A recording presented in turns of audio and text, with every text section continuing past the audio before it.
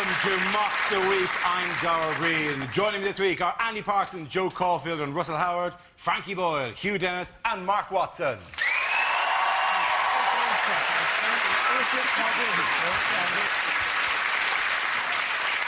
Let's start with headliners. Here's a picture of Conservative leader David Cameron. So what does CSIP stand for?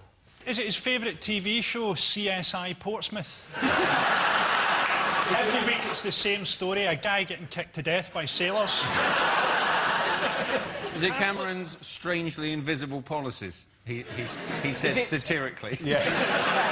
Yes, it is. That's very wild. I did something about the news. Is it conceited, shallow, inbred prat?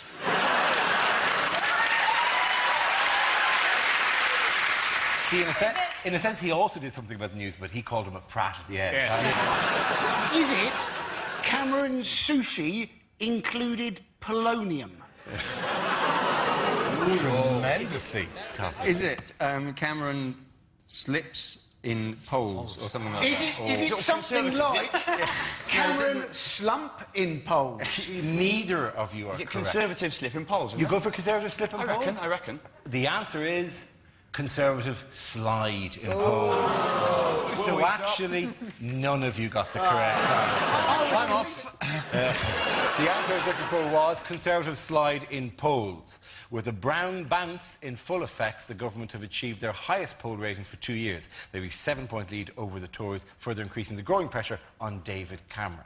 Who, like me, finds the term the brown bounce to be slightly distasteful? As if it's something achieved by stretching cling film over the toilet as an army prank of some description.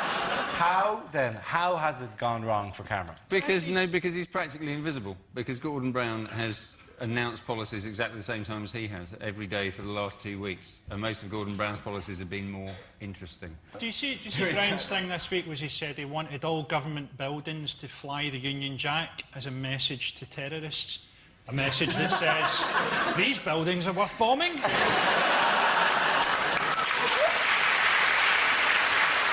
As a matter is, why has this man caused a problem for Gordon Brown? He's stolen his iPod and he's playing it.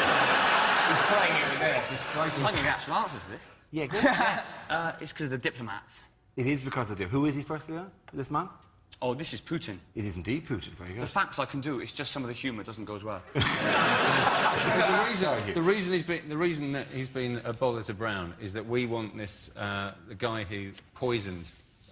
Allegedly poisoned. Allegedly Litvinenko. Ligovoy. Ligovoy to come back from Russia, to be extradited from Russia. But why would we want him? He's radioactive. You don't want him. See what you like about Litvinenko. He was a brilliant spy, wasn't he? He was a master of disguise. 1 minute he was a sort of 40-year-old man, next a very old, withered man. We didn't give a shit about Litvinenko, did we? Until we found out they'd put polonium in his tea. Oh, that got the British people furious. That is no way to treat a cup of tea. OK, which other Tory has been in the news this week? Are you suggesting Vladimir Putin is a Tory? No. He's quite conservative, you have to admit. And it's Boris.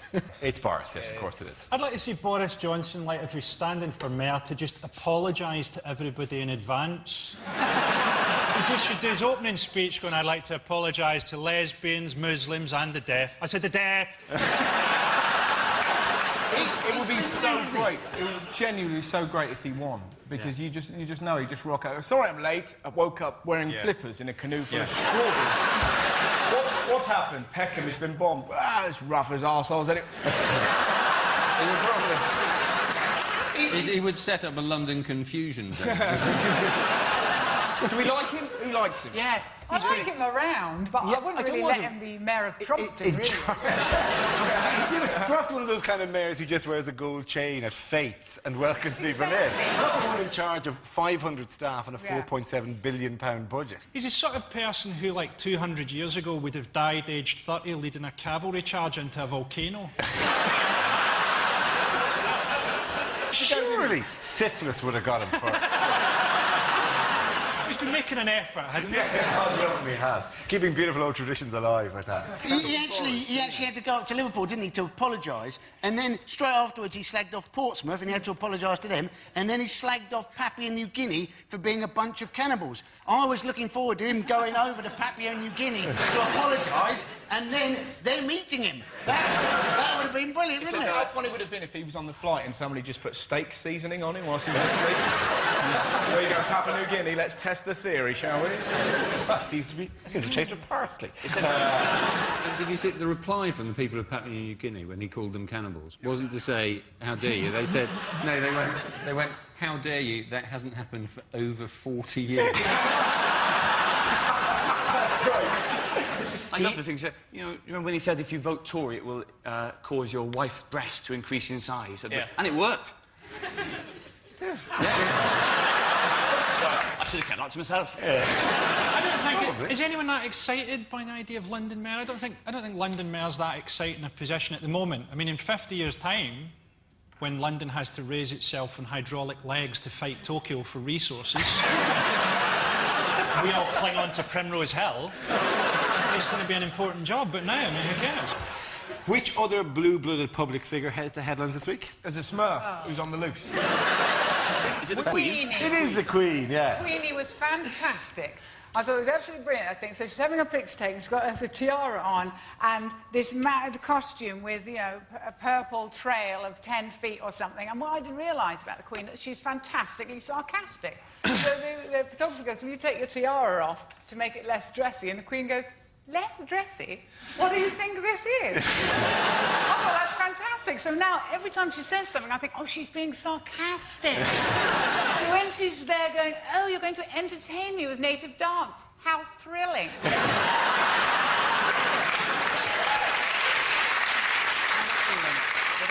What I loved about this story, though, was that the production company have now taken admitted culpability for this, are the same production company who make faking it. I think the royals, right? The royals, I think, are so pampered and live in such luxury that when they go outside of that, they don't know if they're being shown round a disaster zone or not. Oh, are you a landmine survivor? No, you're an Olympic swimmer. Well done. They don't know the difference between a refugee camp and an Ibis hotel. I knew that.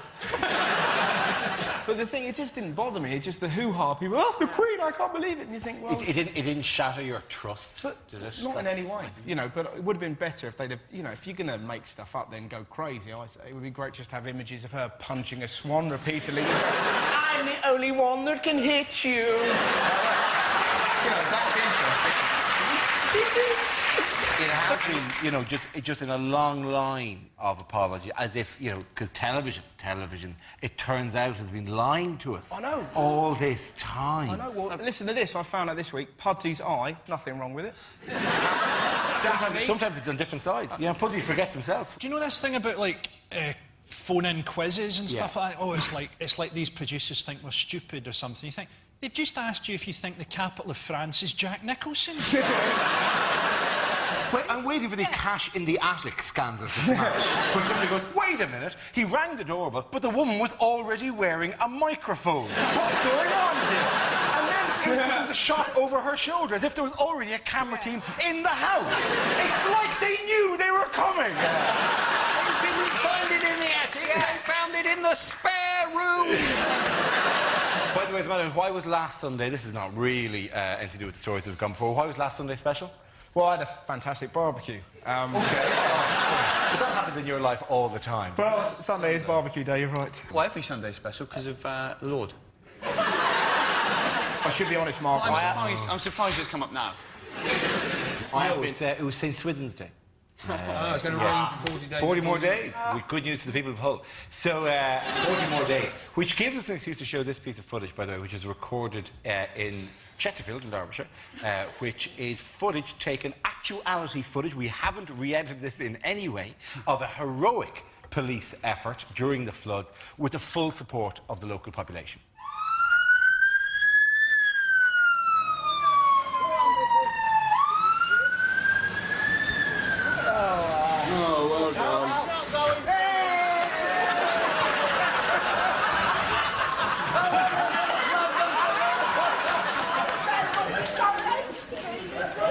I'm so glad I got that on camera.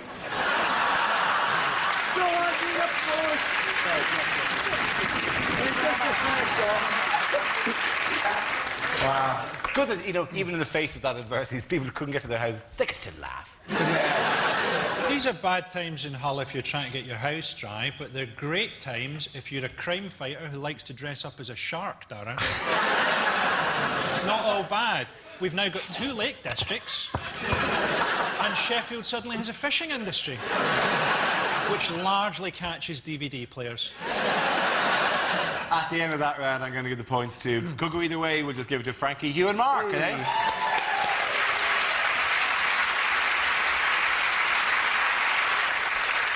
The next round is called Between the Lines and features Hugh and Frankie. Would you please make your way to the press pit? Frankie, this week you are soccer superstar David Beckham introducing himself to the many fans of LA Galaxy. Hugh will tell us what he really means.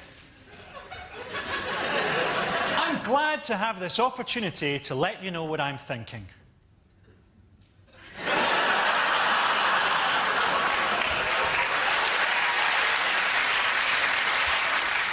It's great to have left Real Madrid.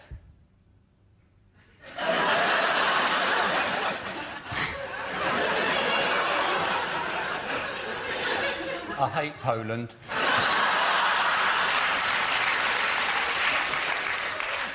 I've bought a house in LA, right by the big Hollywood sign. I'd love to know what it says.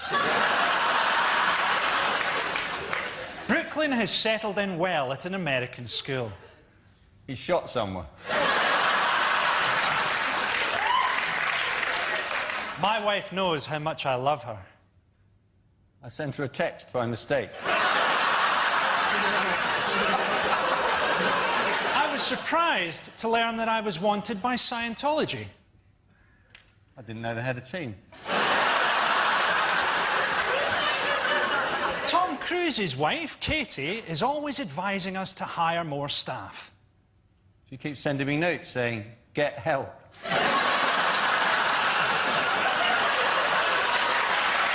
Very good. Well done to both of them. Now we play a round called Spin the News Bottle.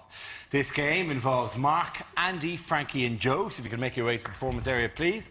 This is where we test our performers' stand-up skills. We spin our random news generator. It settles on a topic and anyone can volunteer jokes. The winner is a team with the best stuff. OK, here we go. Let's spin the wheel for the first topic.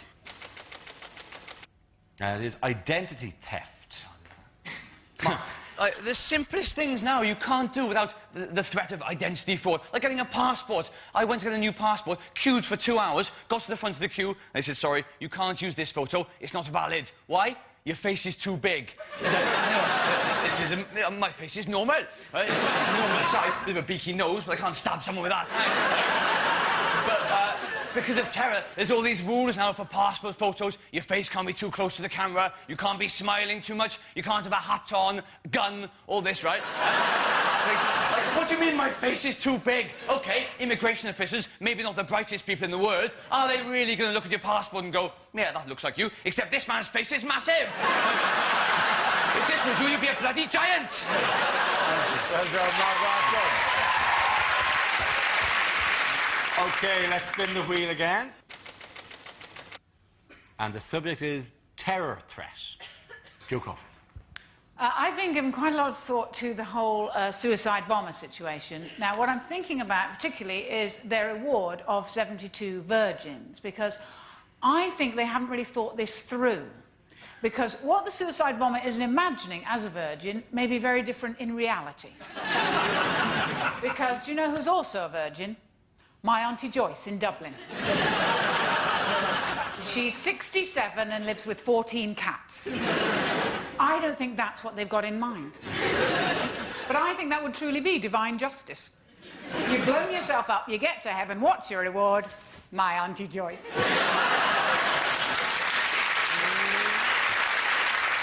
And she's keen. She's waited a long time. When you've done me, there's 71 of my friends from the church need doing as well. You'll have to do Bridget from behind. She's on a Zimmer frame now. Joe Caulfield.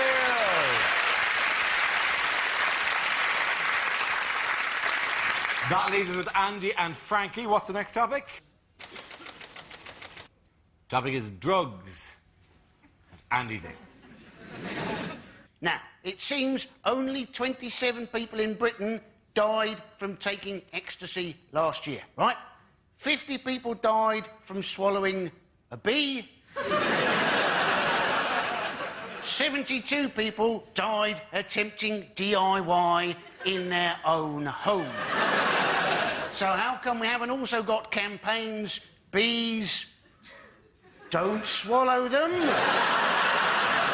and shelves, just say no? Andy Parsons.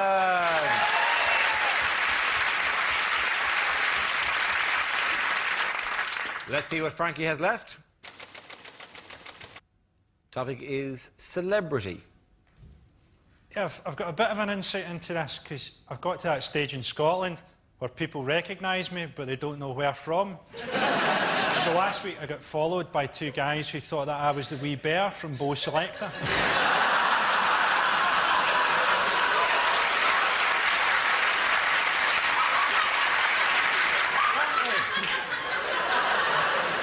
Apparently, Catherine Zeta-Jones lives in LA, but she has bottles of air imported from Wales. When I want my house to smell like Wales, I just kick my dog until it farts.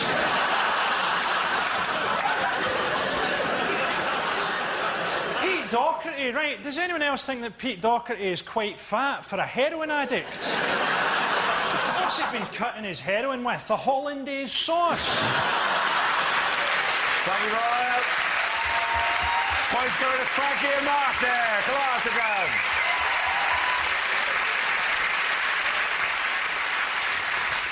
This round is called If This Is the Answer, What Is the Question? On the board, 6 categories. Joe, which category would you like? Sport. Your category is sport. The answer is 250,000. Is that the amount of Iceland dinners the robbers took from Kerry Katona's house? I think there's a point where they came in, do you have anything other than drumsticks? Is there anything that isn't breaded? Is it what world ranking is the British tennis number 5? Is it how many calories in a Scottish salad?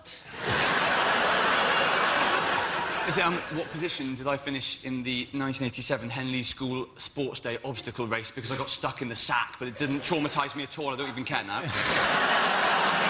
Is it, if you phone up British Telecom, which position in the queue are you likely to be? Is it what percentage of people failed O-level maths? Is it... I'm gonna ask you to speed towards the correct answer. It's sport, isn't it? Is it to do with Beckham? It is to do with Beckham. How many shirts do the Americans claim that Beckham has sold? That's absolutely right. Well done, Russell. Congratulations.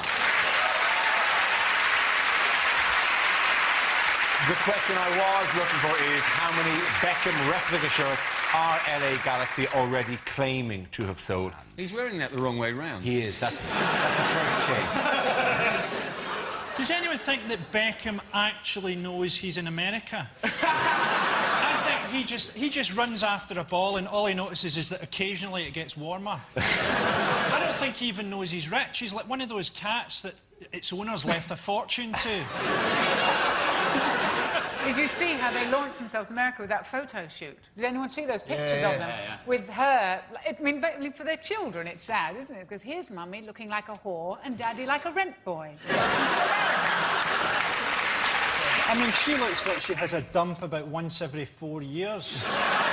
It's probably how Beckham can tell that there's a World Cup coming up.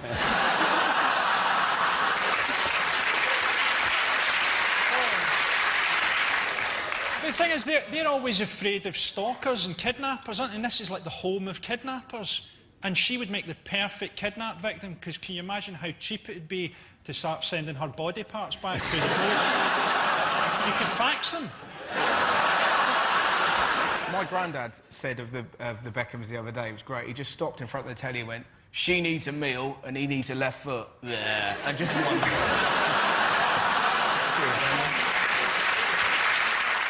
Talking of sport, which major event continued this week? Oh, Tour de cycling. France. And do we have any particular link to the Tour de France? Yes, we do. He's sitting next to me now. Indeed he is. Hugh, what did you do yesterday? I cycled the mountain stage, the 15th stage of the Tour de France. Look, there That is actually Hugh That's Dennis me. on a bike. It was 199 kilometres, and there were 5 mountains, the smallest of which was just slightly bigger than Snowdon.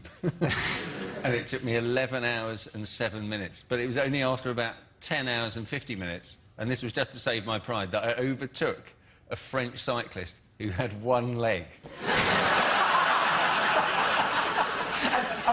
Practically, were you there just going, I'll take him, I'll take him. Just soon my moment will be here. I've got to get in. It's tactical. It's fantastic going downhill, though. When you get to the top and then you just have 20 kilometres where you don't have to pedal at all. Here's a question. When you were going downhill the mountain, did you go, whee? Did you have to put the legs out and everything? Yeah. Did you have spokey dokies? I didn't have spokey dokies. That would just be unnecessarily causing more hassle for you. I should have taken off these spokey dokies. As they're going, duck, duck, really slowly.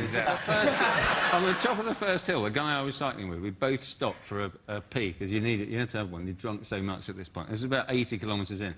And 3 of us were standing in a grate. And then me and my mate got back on our bikes. And Paddy, my mate, turned to me and went, the guy next to us had the most enormous cock I've ever seen. And that kept us going for about another 50. As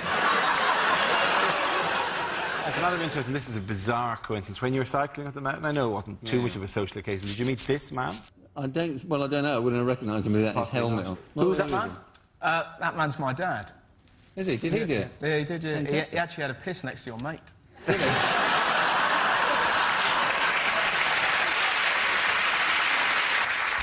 One historic meeting occurred during this week. I'll give you Bao Shishun. Oh, no. It's the world's tallest man. And the world's smallest. He met the shortest man in the world, yeah. Well, OK, this is the meeting. It should be pointed just for clarity. Bao Shishun, the world's tallest man, 7'9". Met a man called He Ping, who is not the world's shortest man, is applying to be the world's shortest, because there are a series of interviews. It's like The Apprentice. We have to go, how much do you really want this? He does look like he's thinking, has anybody got 2 slices of bread? It's a fantastic story. There were some dolphins in Beijing Zoo that had plastic shards deep in their stomachs. And apparently they got his hands in there and he pulled out the plastic shards. You're absolutely right. Yeah, but what's great about it? Yeah, everyone found out about him, and up to this point he'd been living in a cave. A woman saw him on air and just went, yeah, massive cave. His legs were sticking out. But that's where he lives. But a woman saw it and went, oh my God, that's the man for me, and now he's in love. It's fantastic. Has he got married? He has got married. Yeah, he got married. Yeah, she's 5'6". This is himself and the wife. I like the thought that when he went down on one knee, it'll have been the first time that she saw his face. It's a real fairy tale romance, isn't it? A beautiful woman being stolen by an evil giant. People are in Britain on their honeymoon now and they see this. But he could always just put the TV off without getting out of bed. Do you want to get something from the minibar as well? That seagull's really annoying me. Is it? Thwack. At the end of that round, ladies and gentlemen, and nothing to do with what was said, I think we really have to give the points out to Frankie, Mark and Hugh.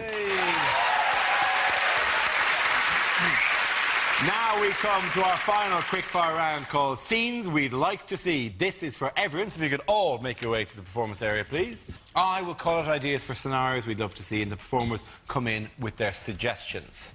The first subject is the worst thing to hear over a tannoy system. Only you can hear me. The train to Nottingham will arrive in 5 minutes, which is a pity because this is Tesco. Second floor, but you can't get out. Welcome to our school sports day. Mark will probably get stuck in a sack. Ha, bloody ha.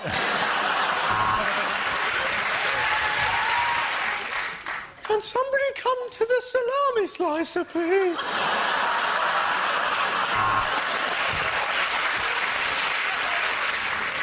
If anybody has found a Vicks inhaler...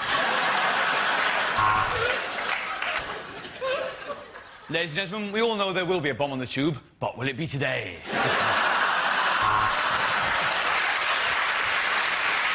The lift doors are closing, leaving you trapped in an airless, windowless coffin, hurtling downwards at 100 miles an hour.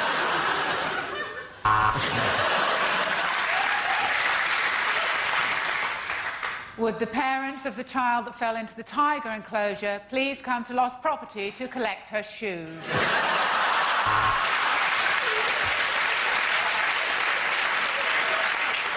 The plane's about to land in Glasgow. Passengers are reminded to set their watches back 25 years. The next topic is unlikely lines from the final Harry Potter book. Don't worry, Hermione, I can get rid of it. Chlamydia disappearo.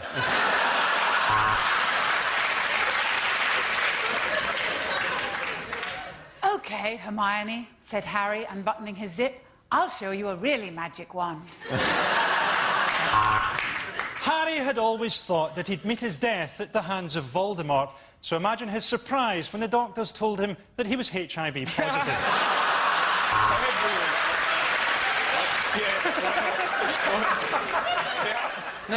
No, there is no post today, said Ron. The owls are on a one-day strike over paying conditions. Midway through the orgy, Ron winked at Harry. This is better than Quidditch, his eyes seemed to say.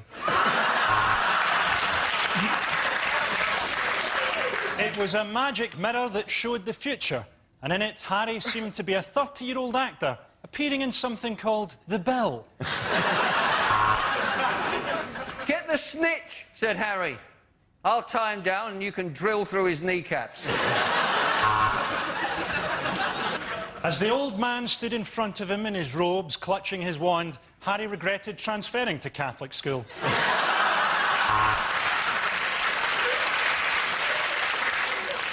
I'm sorry, Harry. I'm having a baby, and it's yours, said Professor McGonagall. Then Harry says something, Hermione says something. Oh, who cares? I'm minted.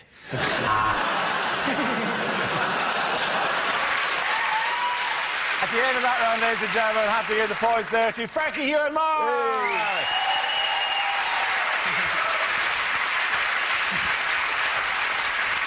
It's the end of the show. This week's winners are Frankie Boyle, Hugh Dennis and Mark Watson. Commiserations to Andy Parsons, Joe Caulfield and Russell Howard. Thank you for watching. See you next week. Good night.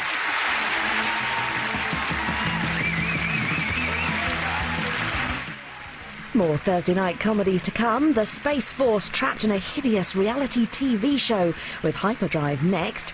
Then curmudgeonly old geezers Jack and Victor are out on the pool in Still Game at 10 here on 2.